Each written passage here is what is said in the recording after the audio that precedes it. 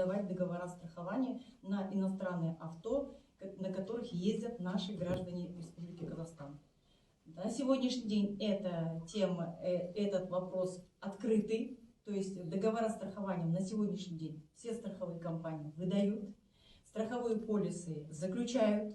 Ни одна страховая компания на сегодняшний день пока не отказывает. И с завтрашнего дня мы точно так же будем выдавать договора страхования. Почему? Потому что вы, наверное, читали в социальных сетях, было разъяснение и агентства по финансу и надзору, что страховые компании должны заключать договора страхования на именно владельцев транспортных средств, владеющих иностранным авто.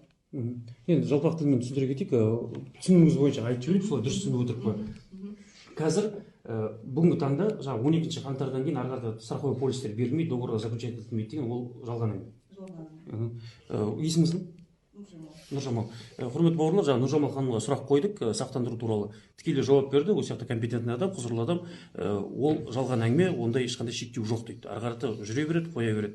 Бағасы нені, оны өздеріңіз, ол басқа әңгіме.